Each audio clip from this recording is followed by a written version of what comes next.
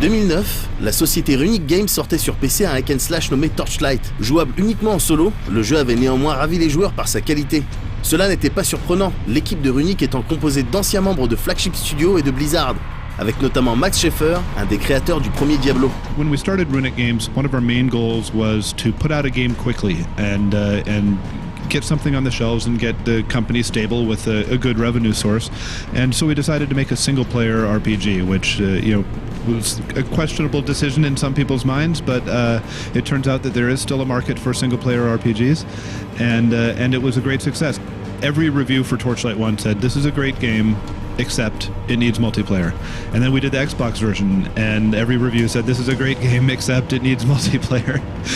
So it was pretty obvious what we had to do when we, for Torchlight 2. And what was cool about doing Torchlight 2 is that we had the game engine established, our tool set was established, the artists and the designers were used to using it, and Torchlight 1 was a very rushed project. So we had a new company, which means we had to buy new computers and new desks, and they were blank with no software on them. And 11 months later, we had a shipping product. So it was very fast, and a lot of that time was spent developing the tools and just getting used to it. So with Torchlight 2, we were able to hit the ground running. From day one on, we were able to actually make content and put it in and start mocking up multiplayer stuff. Even though it's been a longer development cycle, it's been much more efficient, and we've been able to make more stuff, which was really great because it's a much bigger game with outdoor areas and more dungeon types, and we needed to have that sort of efficiency. The character classes of Torchlight 2 follow from kind of a general theory we have on character classes, and you always want to be original with your character classes, so you don't want to do the same things that everyone has done. But at the same time, you want people to be able to look at your character classes and get a sense, an intuitive sense of what they are and how they work. So we want them to be original and yet familiar at the same time. So it's a challenge to design character classes. And so I think we came up with some really cool ones, to have a melee class like the Berserker, who is just almost insane, and he's got crazy eyes, and he does frenzied attacks. It's a different sort of feeling for a melee class character, and it's in contrast to the other melee class, which is the Engineer, who is much more, slower attacks and much more technology-oriented and, much less insane. And then, we've tried to do the same thing with our ranged classes, just have a slightly different take on it. Like with the Ember Mage, you can tell that she's just sort of she's almost the most traditional of the character classes because she uses elemental magics, and it's really a very traditional magic-using class. We blended a little bit of innovation with and the Outlander. Generally in fantasy role-playing games, you don't have gun use, and so we wanted to add that in just as really primitive guns and things because it's fun to play with. And so we made another range class that uses guns and can dual-wield pistols, and also can use a pistol and a sword if they want. So it's a very versatile class that brings some new flavor to the fantasy action RPG. The second game is so much bigger than the first one. As far as the raw assets, like the tile sets and just the number of variants, you go through more content in the first act of Torchlight 2 than was in the entirety of Torchlight 1. So it's just much bigger.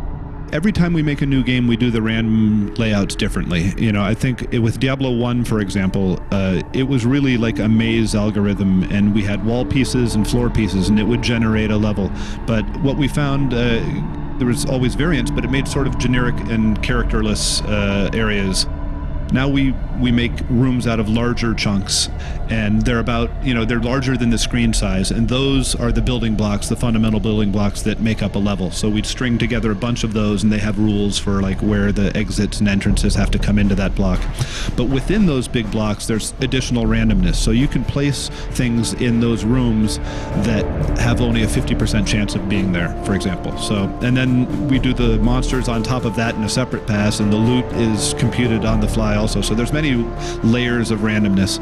A lot of things surprised us along the way in making the game that were just little features that turned out to be have a profound effect. And one of them is that the pets in Torchlight 1 would go and sell your stuff, and just the little addition that now not only will they go sell your stuff, but you can give them a shopping list to bring you back potions.